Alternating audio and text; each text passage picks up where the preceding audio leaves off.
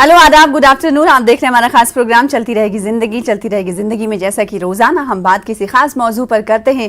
आज एक मौजू है जिसका हमने इंतखाब किया है। वो मौजू दरअसल एक ऐसा मौजू है कि वैक्सीन के हवाले से खुशखबरी है। खुशखबरी है कि गुज़िश्ता महीने हमने देखा था कि कई रियासतों में खबरें मौसूल हुई थी कि 2 तरह की वैक्सीन लग गई, किसी को कोविशील्ड लगी तो किसी को कोवैक्सीन लगी, जिसके बाद ये खबरें मौसूल हुई तो क्या ये टीकाकारी 2 तरह की टीकाकारी सही है या नहीं है। जिसके बाद एक स्टडी हुई, आईसीएमआर की स्टडी में पाया गया कि 2 तरह की मिक्सिंग यानी 2 टीकों की मिक्सिंग की जा सकती है और ये महफूज हैं, साथ ही साथ ये जो इम्यून सिस्टम है उसको और मजबूत बनाएंगी, ऐसा स्टडी में पाया गया। तो सीधे तौर पर ये कहा जा सकता है कि कोरोना टीकों की मिक्सिंग में एक कदम और आगे भारत बढ़ा है। इसी पर हम बातचीत करेंगे। साथ ही प्रोग्राम की शुरुआत करें उससे पहले नाज़रीन से ये कहना चाहेंगे कि आप भीड़ भाड़ वाले इलाकों में अगर जाएं तो मास्क जरूर लगाएं, क्योंकि मैं, आप और कई लोग जो एसओपीज को फॉलो करते हैं वो इन इलाकों में जाते हैं तो देखते हैं वहां पर अवाम ने मास्क नहीं लगा रखा है।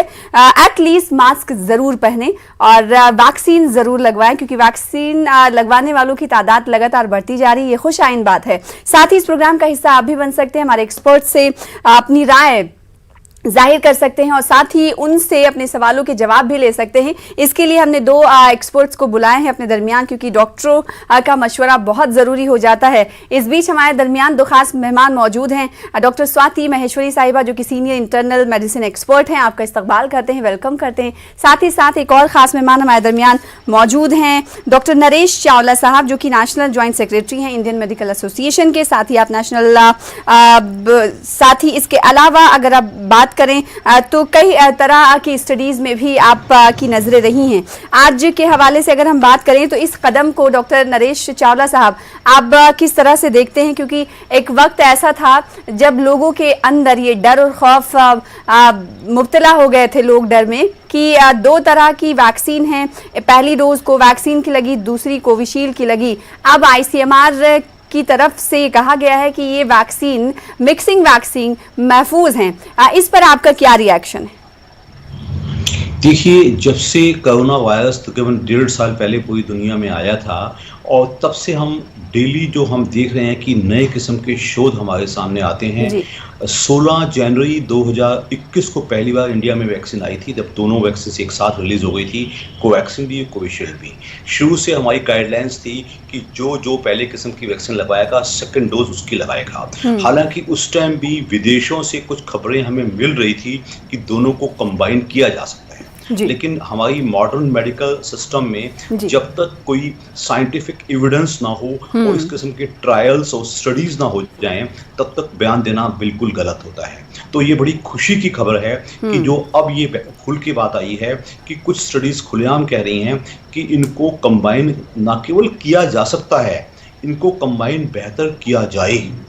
अभी शायद और शोध की जरूरत है, क्योंकि अभी और स्टडीज की जाएंगी, क्योंकि आप सोच के देखिए 3 किस्म के हालात हो सकते हैं। एक ये कि दोनों को कंबाइन किया ही जाए, दूसरा ये कि दोनों को कंबाइन बिल्कुल ना किया जाए, तीसरा ये स्थिति के हिसाब से आप दे भी सकते हैं और नहीं भी दे सकते हैं। तो अभी तक जो इंडियन गवर्नमेंट की या आईसीएमआर की जो गाइडलाइंस हैं, उन्होंने ऐसा स्पष्ट शब्दों में नहीं कहा है, लेकिन एक बात स्पष्ट उभर के आई है कि अगर मौके के हिसाब से आपको अगर एक दूसरी वैक्सीन लगनी है, दूसरी डोज ड्यू हो गई है, वो आपको वो नहीं मिलती, तो आप दूसरी बड़ी आसानी से लगवा सकते हैं। यानी तो शर्तों के साथ ये बात आईसीएमआर ने कही है कि यस डेफिनेटली कि इनको कंबाइन अभी किया जा सकता है, लेकिन मैंने स्पष्ट कहा है अभी गाइडलाइंस ऐसी आना बाकी है कि जरूरी मिक्स ही किया जाए। ऐसा भी हो सकता है कि दोनों को मिक्स करने से शायद हम कहीं थोड़ी बेहतरी पाते हों, तो उस किस्म की अभी ट्रायल्स और साइंटिफिक स्टडीज का रिजल्ट आना अभी बाकी है। लेकिन मुझे जहां तक पता चला है कि विदेशों में उन्होंने काफी कंबाइन किया है, लेकिन फुली दोनों को कंबाइन नहीं किया है। दैट मीन्स कि 3 किस्म के केस चल रहे हैं, ऐसे भी जिसमें एक के बाद दूसरा सेम लगाया गया है, और दूसरा ऐसा भी जैसे एक के बाद दूसरा बदला ही गया है। तो उस किस्म का शोध अभी बाकी है। तो I am sure within some time ऐसी गाइडलाइंस रिलीज हो जाएंगी जो हमें स्पष्ट कहेंगी कि कंबाइन पक्का किया जाए या जरूरत के हिसाब से की। है। बिल्कुल। तो आईसीएमआर की ये बात है, अगर drug controller general of India की बात करें तो उनके एक एक्सपर्ट ने जुलाई में कोवैक्सीन और कोविशील्ड टीकों की मिक्स डोज पर एक स्टडी की सिफारिश की थी, और जब आईसीएमआर ने इस सिफारिश के हवाले से जब आईसीएमआर ने सिफारिश को मंजूरी दे दी एक तरह से, उसके बाद अब डीजीसीआई ने फोर्थ जो होना था उसको लेकर कहीं ना कहीं झंडी दिखाई है। ऐसे में इस कड़ी को कैसा देख रही हैं आप स्वाति महेश्वरी साहिबा? हाँ बिल्कुल, देखिए मैं चावला सर को ज्यादा ठीक से नहीं सुन पा रही हूँ, लेकिन मैं जरूर ये बोलूंगी कि ये ऐतिहासिक कदम से कम नहीं होगा जब ये अप्रूवल फाइनली आएगा। लेकिन आज भी ये अपने आप में कम ऐतिहासिक नहीं है, क्योंकि डीसीजीआई ने इस तरफ गौर फरमाया है और उन्होंने इस तरह की स्टडी को करने के आदेश दिए। ये अपने आप में बहुत बड़ी सफलता है मैं कहूंगी, क्योंकि देखिए कहाँ वैक्सीन की शुरुआत हुई और कहाँ से कहाँ तक आज हम आ गए हैं। वहीं अगर हम मिक्सिंग की बात करें तो देखिए इसकी शुरुआत यूरोप में हुई। अगर देखा जाए तो ब्रिटेन में बहुत बड़ा ट्रायल हुआ जहां उन्होंने कॉमकॉफ ट्रायल करा, वहीं जर्मनी में, स्पेन में भी इसके ऊपर लगातार ट्रायल होता रहा है, और वहां से जो डेटा निकल करके सामने आया है जिसमें उन्होंने साफ तौर से बोला है कि जब हमने कोविशील्ड को फाइजर या मॉडर्ना के साथ मिक्स करके देखा तो हमें ज्यादा बेहतर रिजल्ट्स मिले। और अगर आप देखें तो कनाडा में ये ऑलरेडी वहां पे अप्रूव्ड है कि आप 2 डोजेस अलग अलग वैक्सीन की ले सकते हैं। वहीं जर्मनी ने भी साफ तौर से ये बोला है, बल्कि जर्मनी ने तो ये हिदायत तक दी है अपने लोगों को कि हम यही सजेस्ट करेंगे कि आप अलग अलग 2 डोजेस लीजिए, सेम वैक्सीन की डोजेस मत लीजिए। यहाँ तक बढ़कर उन्होंने आगे बोला, और उनकी प्राइम मिनिस्टर ने भी अलग अलग दोनों वैक्सीन की डोजेस लगवाई हैं, सेम नहीं लगवाई हैं। वहीं WHO की अगर आप देखें तो उन्होंने इसके ऊपर चिंता जताई। उन्होंने बोला है कि ये स्टडीज अभी छोटी हैं और शायद बहुत जल्दबाजी कर रहे हैं हम लोग, अभी हमें मिक्स नहीं करनी चाहिए ये वैक्सीन। लेकिन जिस तरह से अभी देखिए भारत में भी कोविशील्ड और कोवैक्सीन का सबसे ज्यादा इस्तेमाल हो रहा है, बाकी वैक्सीन उतनी ज्यादा अभी नहीं लग पाई हैं। ऐसी स्थिति में जहां यूपी में ये गलती हुई कि गलती से 18 लोगों को उन्होंने दूसरी वैक्सीन दे दी, पहले कोविशील्ड लगी थी बाद में कोवैक्सीन दे दी, उसके ऊपर आईसीएमआर ने बहुत अच्छा करा कि एक स्टडी करके देख लिया कि क्या ऐसा करने से कोई दुष्प्रभाव इन लोगों पर तो नहीं हुआ। और ये हमारे लिए एक फायदेमंद भी रहा कि आईसीएमआर की स्टडी से अच्छे नतीजे सामने आए हैं। वहीं डीसीजीआई ने वेलोर में मेरे ख्याल से इस वक्त 300 लोगों के ऊपर ये ट्रायल करने की स्वीकृति दी है, जो कि अपने आप में बहुत अच्छी, क्योंकि देखिए एक तरफ जहां वैक्सीन की कमी है और आप भारत में भी देख रहे हैं कि लोग कोविशील्ड लगवा रहे हैं तो सेकंड डोज नहीं मिल रही, या कोवैक्सीन लगवा रहे हैं बिल्कुल, और ऐसे में क्या होता है कि वो उसी वैक्सीन का इंतजार कर रहे होते हैं जो पहली डोज उन्होंने ली है, और देरी हो जाती है। ऐसे में नरेश चावला साहब, चूंकि वैक्सीन की किल्लत ऐसा नहीं है कि हमारे मुल्क में नहीं है, रियासतों और सेंटर के दरमियान हम इस हवाले से तनातनी भी देखते हैं।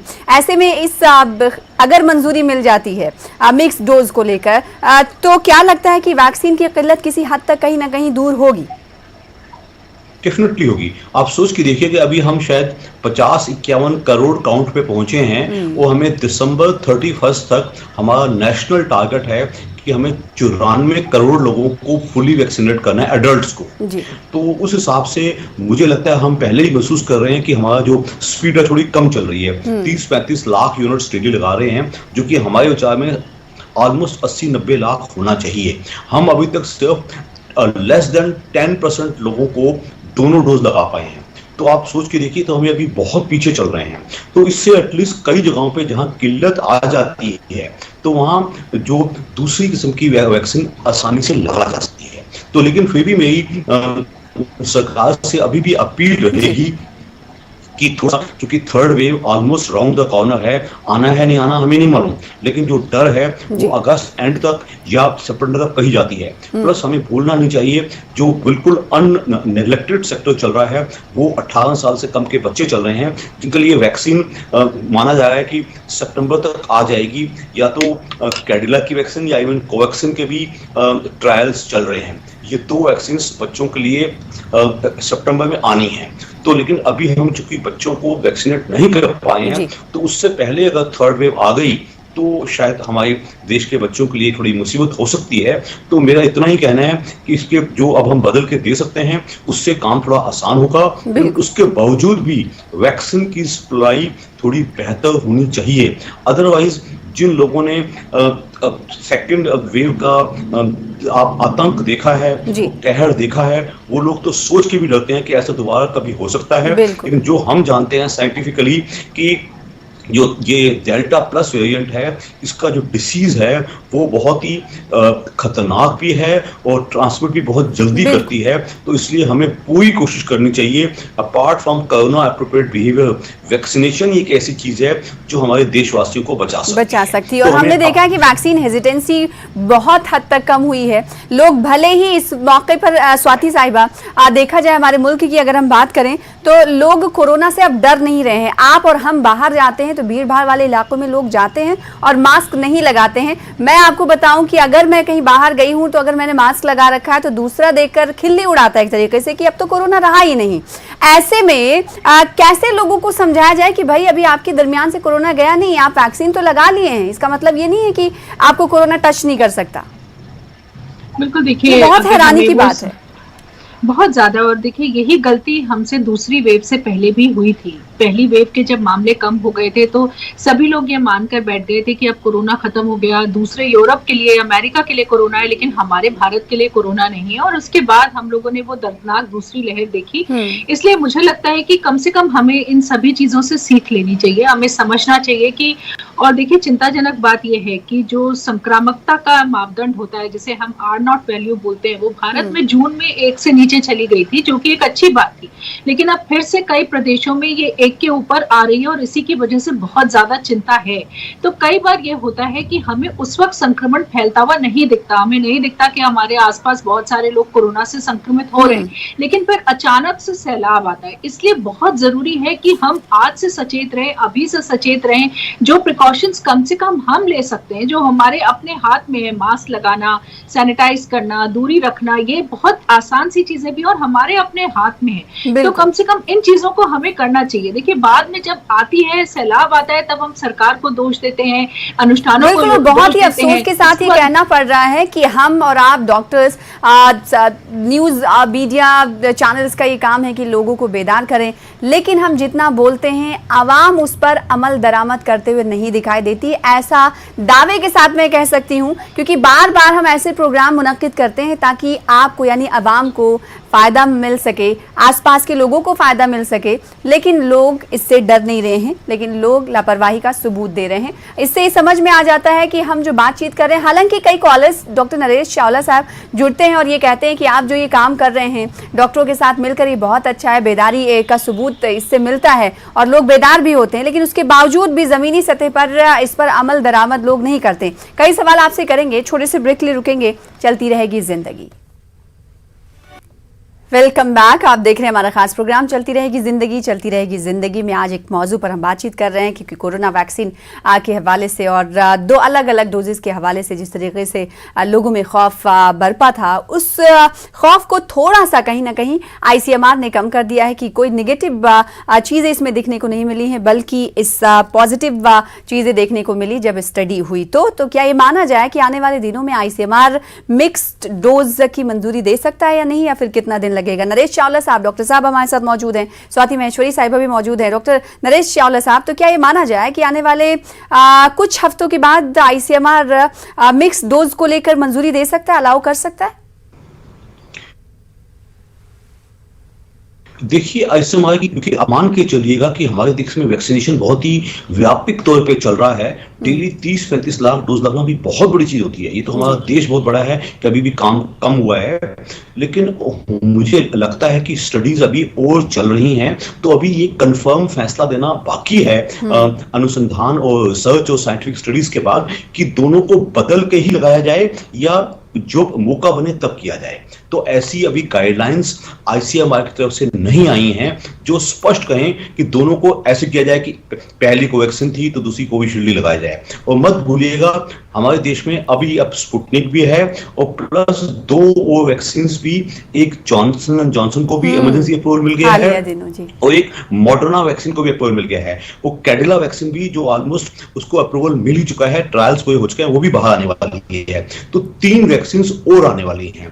तो लोगों को, चूंकि आपका एक पब्लिक चैनल है और लोग सुन रहे हैं, तो मेरा स्पष्ट जो निर्देश है, अभी तक ये नहीं कहा गया है कि दूसरी वैक्सीन बदल के ही लगाई जाए। अभी तक तो ये कहा जा गया है कि दूसरी वैक्सीन अगर जरूरत पड़े तो लगाई जा सकती है। तो ये स्पष्ट माना जाए कि अभी ऐसा नहीं बोला गया है कि दोनों को अलग अलग ही लगाया जाए।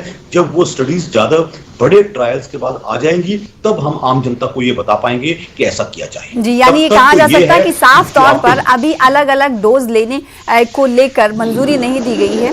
जो पिछले दिनों जो खबरें आई थी उत्तर प्रदेश के सिद्धार्थनगर से कि वहां पर कई लोगों को डोज दे दिया गया था अलग अलग, जिसके बाद ये स्टडी हुई और स्टडी में पाया गया कि कोवैक्सीन कोविशील्ड टीकों की मिक्स डोज पर सकारात्मक पहलू दिखाई पड़ा, यानी पॉजिटिव एस्पेक्ट्स दिखाई दिए, जिसके बाद अब डीजीसीआई ने 4th ट्रायल की मंजूरी दी है, जैसा कि स्वाति महेश्वरी साहिबा कुछ देर पहले कह रही थी।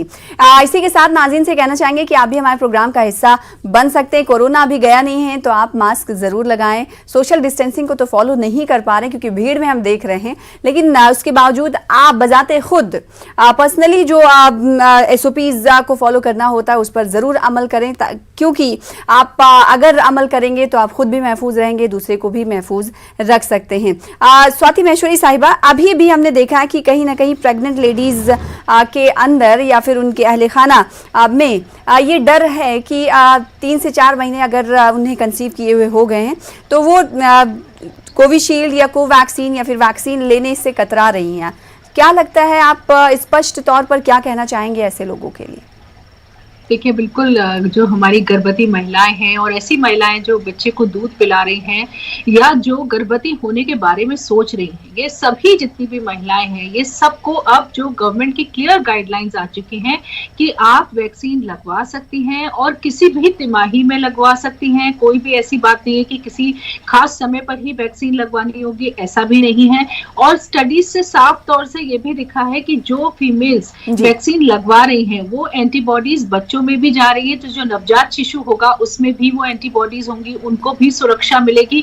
और साथ ही जो कॉम्प्लिकेशंस होते हैं कोरोना संक्रमण होने के, कि अगर किसी गर्भवती महिला को कोरोना संक्रमण हो गया तो वो कॉम्प्लिकेशन से भी वो बच जाती है, क्योंकि कुछ केसेस में प्रीटर्म डिलीवरी देखी गई है और भी जो हमारे उस वक्त प्रसूति से जुड़े हुए जो साइड इफेक्ट्स होते हैं, जो कॉम्प्लिकेशंस होते हैं, वो कोरोना के साथ देखे गए। तो अगर आप उनसे बचना चाहते हैं और उनसे निजात चाहते हैं तो बहुत अच्छा तरीका है कि समय से वैक्सीन लगवा लें, क्योंकि आप खुद को भी सुरक्षित कर रहे हैं, अपने आने वाले बच्चे को भी सुरक्षित कर रहे हैं।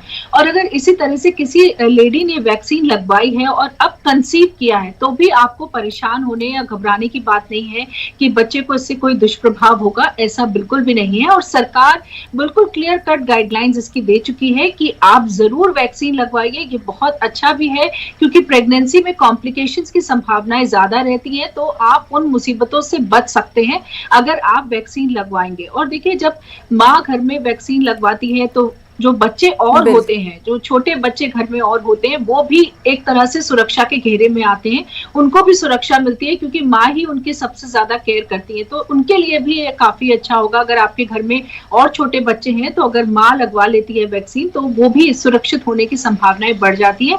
इसलिए अब किसी को भी देखिए, जब इतने करोड़ों लोगों को वैक्सीन पूरे विश्व में लग गई है, भारत में भी हम इतने लाखों लोगों को वैक्सीन लगा चुके हैं, ऐसी स्थिति में कहीं भी मुझे नहीं लगता है कि शक और शुबा की अब कोई भी गुंजाइश रह जाती है। बिल्कुल। और ये देखने को मिला कि गांव-गांव में टीकाकारी के सेंटर्स लग रहे हैं, वहां बिला झिझक लोग पहुंच रहे हैं और टीके लगवा रहे हैं, ऐसा कहा जा सकता है। कई सेंटर्स पे, कई गांव में, कई रियासतों के गांव में ऐसा देखने को मिला है। लोग अब समझने लगे हैं, लोग अब ये जानने लगे हैं कि अगर कोरोना से बचना है तो वैक्सीन लगाना जरूरी है। डॉक्टर नरेश चावला साहब, आपके पास मैं आऊंगी। जैसा कि हमारे 50 करोड़ से ज्यादा लोगों को वैक्सीन अब तक दी जा चुकी है, टारगेट के हवाले से आप बात कर रहे थे 90 से, अब टारगेट रखा गया है दिसंबर तक। तो आपको लगता है कि जिस रफ्तार से वैक्सीनेशन का अमल जारी है, क्या दिसंबर तक वो टारगेट अचीव कर पाएंगे या फिर उसमें तेजी लाने की जरूरत? सच्चाई ये है कि हम थोड़ा पीछे चल रहे हैं। तभी मैंने पहले भी कहा है, थोड़ा तेजी लाने की जरूरत डेफिनेटली है। जो वैक्सीनेशन हम 30-35 लाख के आसपास डेली कर रहे हैं, उसको हमें 80-90 लाख तक करना चाहिए। तो पीछे तो हम चल ही रहे हैं। जैसा कि मैंने पहले भी कहा, हम सिर्फ 10% आबादी को दोनों यूनिट दे पाए हैं। तो आप सोच के देखिए कि अभी 90% पीछे हैं। तो उस हिसाब से चूंकि थर्ड वेव हमारे सिर पे खड़ी है, तो ये तो हमारी नेशनल टॉप प्रायोरिटी होनी चाहिए, सरकार की भी और सबकी, लगवाने वालों की भी और मैन्युफैक्चरर्स की भी और सारे लॉजिस्टिक्स में जो भी लोग इन्वॉल्व हैं। तो थोड़ा सा हम पीछे तो चल रहे हैं।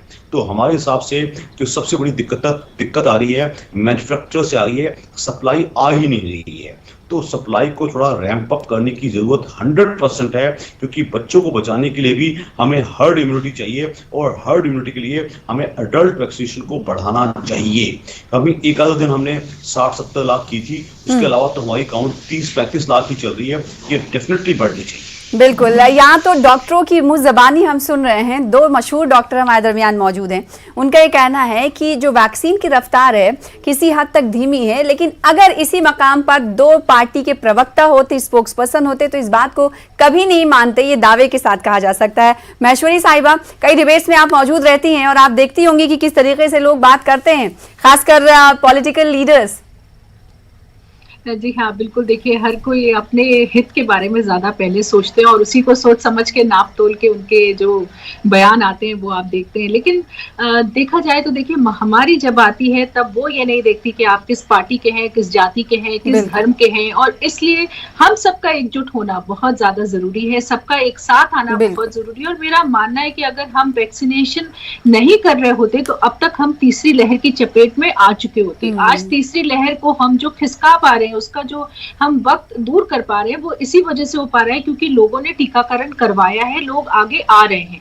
लेकिन अभी भी जो इन लोगों में हिचक है, अभी भी जो लोग ये सोच रहे हैं कि नहीं, टीकाकरण से नुकसान होगा या ये हमें फायदा नहीं करेगा, तो उनसे मेरी जरूर अपील रहेगी कि ऐसा ना सोचें। आपके आसपास भी अब कई सारे आपके दोस्त रिश्तेदार ऐसे होंगे जो वैक्सीन लगवा चुके हैं, उनसे आप बात करेंगे तो आपको समझ में आएगा कि किसी को भी ऐसा कोई खास दुष्प्रभाव इस वैक्सीन से नहीं हुआ है, बल्कि बल्कि वो महफूज ही फील कर रहे हैं। और एक तरीके से टीका लेने के बाद ये लगता है कि हमने एक सुरक्षा का घेरा अपने इर्द गिर्द बांध लिया है, जिसे हिंदी में कहा जाता है। आप दोनों खास मेहमानों का शुक्रिया अदा करना चाहेंगे और मशवरों से नवाजने के लिए आवाम को, ताकि उन्हें फायदा हासिल हो सके। फिलहाल इसी के साथ मुझे दीजिए इजाजत। चलती रहेगी जिंदगी, फिर होगी मुलाकात। आदाब।